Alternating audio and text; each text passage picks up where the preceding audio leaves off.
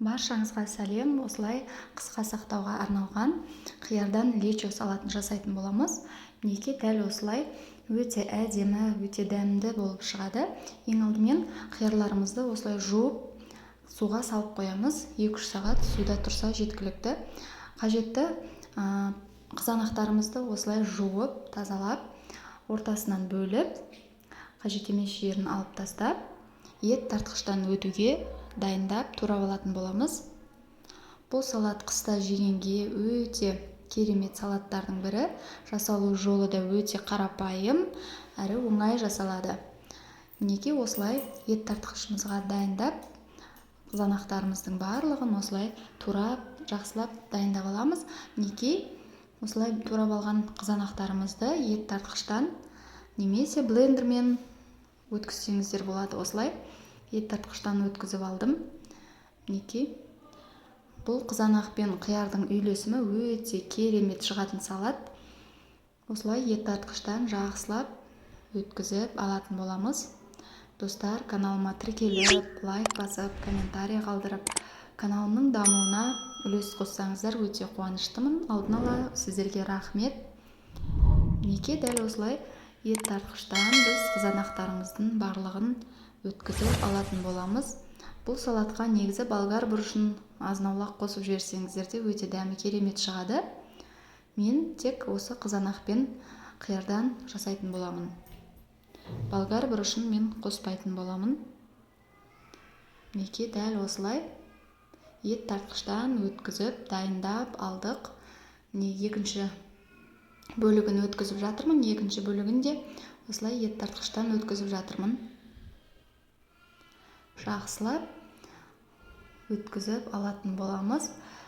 Блендердің көмегімен де өте майда әдемі болып шығады. Мінекей осылай ыдысымызға құйып, кең ыдысымызға құйып, оны газға қоятын боламыз. Астын отын қосып, қажетті заттарымызды дайындаймыз. Осындай сарымсағымызды мен үккіштен өткізіп алдым. Міне қайнай бастайды. Қайнап, 10 минут қайнап жатқан кезінде осылай қиярларымызды, жуылған, тазартылған қиярларымызды тураудан бастаймыз. Екі басын алып тастап, осылай мен дөңгелек пішінде турап алдым. Өздеріңіздің қалауларыңыз бойынша түрлі пішінде турап алсаңыздар болады. Ұзынша етіп, ай тәріздес етіп, өздеріңіздің қалаған формаларыңызда турап қоса берсеңіздер өте әдемі көрінетін болады. Маған осы дөңгелек пішін ұнағандықтан дәл осылай турап, қиярларымыздың бәрін турап жайғастырып алатын боламыз. Мінекей қияр мен қызанақтың түсі де өте керемет үйлесім тауып, салатымыздың түрі де әдемі шығатын болады. Мінекей дәл осылай дөңгелек етіп турап дайындап қойдым қиярларды. Міне қайнап, 20 минут қайнаған қызанағымызға тұзын қосатын боламыз және үстінен осы туралған қиярларымызды қосып шығатын боламыз. Мінекей туралған қиярымыздың барлығын төңкеріп, жақсылап астынан араластырып алатын боламыз және тағы да 10 минутқа қайнауға қоямыз. Жақсылап араластырып, тағы да 10 минут қайнатамыз және қажетті дәмдеуіштерімізді саламыз. Бұл жерде мен қостым, жаңағы сухой кинза қостым, жаңағыдай түрлі дәмдеуіштер, салатқа арналған дәмдеуіштер қоссаңыз болады. Қара бұрыштан кішкене қостым.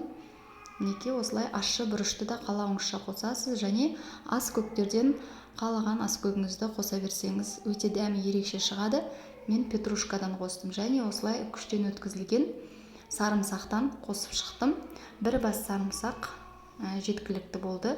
Себебі менде қиярдың килограммы 4,5 килограмм помидор, жаңағы не болды, қызанақ болды менде, және де 2 килограммдай қияр болды.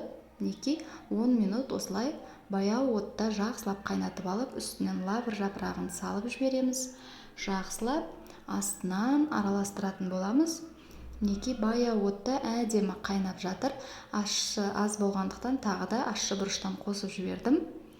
Мінекей дәл осылай 10 минут уақытқа қарап немесе 15 минут қайнатсаңыздар болады.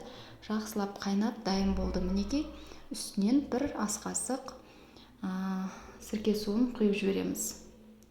Мінекей, жақсылап араластырып, дайын болған стерилденген 1 литрлік банкаларға құйып алатын боламыз. Бұл салатты мен үнемі 1 литрлікке жауатын боламын. Себебі ашқан кезде ұзақ уақытқа қалып кетпейтін болады. Бір ашқаннан желініп кетеді. Мінекей, дәл осылай салаттарымызды өстіп банкамызға құйып алатын боламыз. Стерилдеп алынған дайын банкаға құйып жатырмын. Мінекей, бұл салаттың түрі де, дәмі де керемет шығады. Дәл осы рецептпен жасап көрсеңіздер болады. Бұл салатқа мен сұйық майдан құймадым. Себебі бұл қыста майлы тағамдармен желінетін салат түрі. Қалауларыңызша 100 граммдай, 100 миллиграммдай құйып жүрсеңіздер болады сұйық майдан. Мен май құймадым. Себебі майлы тағамдармен желінеді бұл салат. Мінекей, дәл осылай банкаларымызға құйып, бетін, қақпағын жақсылап бұрап, жауып, төңкеріп, 1 күнге төңкеріп қойсаңыздар, ертесіне қысқа сақтап, бетін жауып қойып қойсаңыздар болады. Мінекей, бұл салат өте ерекше салат түрі, қиярдан жасалған салат. Қыста керемет тәбетіңізді ашады, керемет желінетін салат түрі. Жасап көріңіздер, достар. Мінекей, дәл осылай барлық банкамызға құйып шығатын боламыз. Бұл жерде ұзақ қайнатудың қажеті жоқ. Мінекей, түрі де, түсі де керемет болып, әдемі болып шықты. Достар, дәл осы рецептпен жасап көріңіздер. Қысқа сақтауға керемет салаттардың түрі. Каналымда өте қарапайым рецепттермен бөлісетін боламын. Және де каналымдағы басқа да видеоларымды қарап, қолдап өтсеңіздер, үлкен рахмет айтамын сіздерге. Мінекей, түсі де керемет әдемі болып шықты.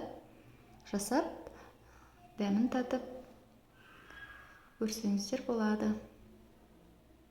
Мінекей, дәл осы салатты отбасымызбен сүйсініп жейміз. Мінекей, керемет салаттардың түрі. Достар, каналыма тіркеліп қолдап өтсеңіздер, алдын ала үлкен рахмет. Сіздермен болған Гүлжаз.